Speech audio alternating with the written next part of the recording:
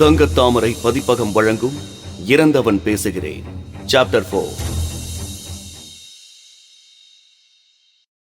அந்த இளம் சீமாட்டி கண் விழித்த போது அவன் வாசலில் பின்புறமாக கை கட்டிக்கொண்டு கம்பீரமாக நின்றிருந்தான். சூன்ய வெளியை வெறிச்சோடி பார்த்து கொண்டிருந்தான். சீமாட்டியின் காயங்களுக்கு மருந்து பூசி கட்டு போட்டிருந்தது. அவனது மனிதாபிமானம் அவள் நெஞ்சை தொட்டது. நன்றி என்றாள். பதிலில்லை. நீ மந்திரவாதியா என்றாள். வெறும் பார்வையாலேயே சிங்கத்தை கொன்றுவிட்டாயே. மெதுவாக திரும்பி பார்த்து நெருங்கினான். அவளது 2 தோள்களையும் பற்றி உலுக்கினான். ஆமாம், மந்திரவாதிதான். ஆனால் உன் கணவன் நினைப்பது போல் ஏமாற்றுக்காரன் இல்லை, புரிகிறதா என்றான் அதட்டலுடன். 216. அந்த ரிசப்ஷன் அழகி வியப்புடன் கேட்டாள். அதில் ஒரு இந்திய பெண் தானே இருக்கிறாள்? உங்கள் பெயர்? மிஸ்டர் அண்ட் மிஸ்ஸஸ் ஜோசப் மாக்னிஃபிக் என்றாள் ஜோ. உதட்டை மின்றவாறு லெட்ஜரை பார்த்தாள். 215. சாவியை வாங்கி கரோலினாவிடம் தந்துவிட்டு சொன்னான்.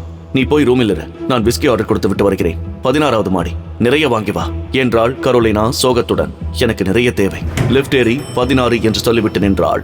13, 14, 15, 16. லிப்ட் கதவு திறந்தது. வெளியே வந்தாள். 200 முதல் 230 வரை என்ற குறிப்போடு அம்புக்குறி காட்டிய பக்கமாக நடந்தாள். 14, 215.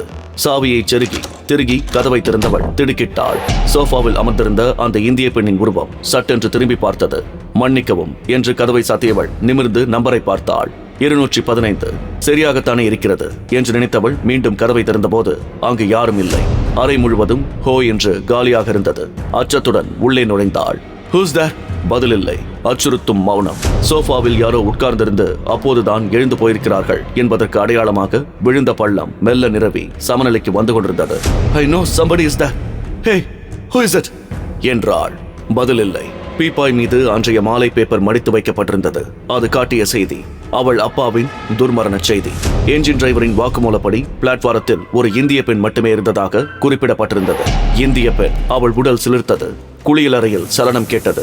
மெல்ல நடந்து போய் கதவை திறந்தபோது வாஷ் பேஷனில் சரால் என்று வேகத்துடன் நீர் பாய்ச்சியவாறு இருந்தது. குழாயை நிறுத்தியவள் கவனித்தாள். தரையிலே ஈரச்செருப்பு அடையாளங்கள். வெளியே கதவை யாரோ ஓங்கி அறைந்து சாத்தும் சத்தம் திடீரென்று கேட்கவே உடல் சிலிர்க்க வெளியே ஓடி வந்தவள் நின்றாள். காலடி சத்தம் சரக் சரக் என்று பூட்சூலி நடையோசை அருகி மிக அருகில் கேட்டதும் வீறிட்டு அலறியவாறு ஓடி கதவை திறந்து அங்கு நின்ற ஜோ மீது மோதிக்கொண்டாள். வீல் என்று அலறினாள். கலரினா, இதோப்பா, என்ன என்ன என்று பலமுறை கேட்டும் அவள் அலறலை நிறுத்தாமல் போகவே ஓங்கி ஒரு அறை விட்டான் ஜோ. அவள் அலறல் சட்டென்று நின்றது. அழுதாள். இந்த அறை வேண்டாம் ஜோ, இங்கே எனக்கு பயமாக இருக்கிறது. வேறு அறைக்கு போகலாம் ப்ளீஸ். சும்மா இரு, இருக்கிறதுலே பெஸ்ட் சூட் இதுதான். லஞ்சம் கொடுத்து நான் தான் இதை பிடித்தேன். தான் அந்த இந்திய பெண்ணை இந்த அறையில் பார்த்ததாகவும் காலடி சப்தம் கூட அருகில் மிக அருகில் கேட்டதாகவும் சொல்லி வாயை மூடும் முன் மீண்டும் காலடி ஓசை கேட்க ஆரம்பித்தது. பயத்துடன் அவனை தழுவிக்கொண்டாள். கதவு தட்டப்பட்டது. அனுமதித்ததும் உள்ளே வந்த பெல்பாய் ஒருவன் மது வகைகளை மேஜை மீது பரப்பி விட்டு போனான். மீண்டும் காலடி ஓசை கேட்டு தேய்ந்து மறைந்தது. புரிகிறதா? நீ கேட்டது என் காலடி சத்தம் தான். பயப்படாதே. இல்லை, நான் கதவை திறந்த போது அந்த இந்திய பெண்ணை இந்த அறையில் பார்த்தேன். உளராதே. உன் அப்பாவின் சிதைந்து போன உடம்பு உன்னை பயமுறுத்துகிறது. இல்லை இல்லை இல்லை என்று அழும் அவளை அன்புடன் அணைத்து உதட்டில் முத்தமிட்டான் ஜோ. கொஞ்சம் அமைதியானாள். ஆயாசத்துடன் சோஃபாவில் சாய்ந்து கொண்டாள். அவன் கலந்து கொடுத்த விஸ்கியை ஒரே மூச்சில் குடித்து வைத்தாள். மம்மி சொன்னது உண்மைதான் ஜோ. எது என்றான். மீண்டும் விஸ்கியை கலந்தவாறு அந்த இறந்தவன் எழுந்து வந்திருக்கிறான். இனி எங்கள் குடும்பமே அழியும். நானும் கேரலினா, உளராதே. உளரவில்லை ஜோ, உண்மைதான். அமைதியற்ற ஒரு ஆத்மா எங்கள் குடும்பத்தின் மேல் போர் தொடுத்திருக்கிறது. அதற்கு முதல் பலி என் டாடி. அடுத்தது நானாக இருந்து விட்டால்? ஐஸ் கரைந்து கசப்பு மாறும் முன்பே மற்றொரு கிளாஸ் விஸ்கியை விழுங்கினாள். மம்மி பூரா கதையுமே சொல்லிவிட்டாள். உனக்கு சொல்கிறேன், கேட்கிறாயா? உனக்கு ரசிக்காமல் இருக்கலாம், ஆனால் என் கதையின் முடிவு நிச்சயம் உனக்கு இனிக்கும். கேள். சொல்ல ஆரம்பித்தாள். ஒரு முழு ஷாம்பைன் புட்டி முடிந்து அடுத்ததை திறக்கும் போதுதான் அவள் சொல்லி முடித்தாள். அவளுக்கு நா குழற ஆரம்பித்து நெடுநேரமாகிவிட்டது. புட்டி காலியாகிவிட்ட ஷாம்பைன் பாட்டிலை தலைகீழாய் புரட்டி குனிந்து பார்த்தாள். இந்த புட்டி இன்னைக்கே காலி, நாளைக்கு காலி.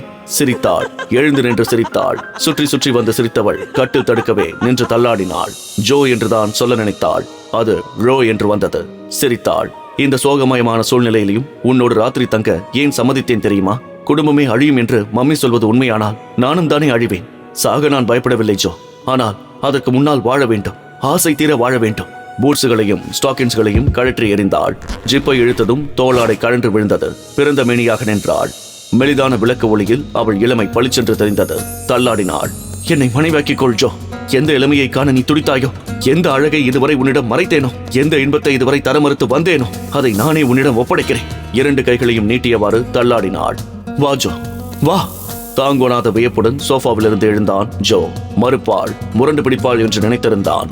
அவளாகவே அனுமதிக்கிறாளே. சட்டை பித்தான்களை ஒவ்வொன்றாக கலைந்தவாறு அவளை நோக்கி நடக்கலானான். இந்த கதையின் அடுத்த பாகத்தை தொடர்ந்து கேளுங்க. மேலும் இந்த புத்தகத்தை வாங்குறதுக்கு டிஸ்கிரிப்ஷன்ல இருக்கிற லிங்கை கிளிக் பண்ணுங்க. அப்புறம் மறக்காம எங்க சேனலை சப்ஸ்கிரைப் பண்ணி தொடர்ந்து உங்க ஆதரவை கொடுங்க. தொடரும்.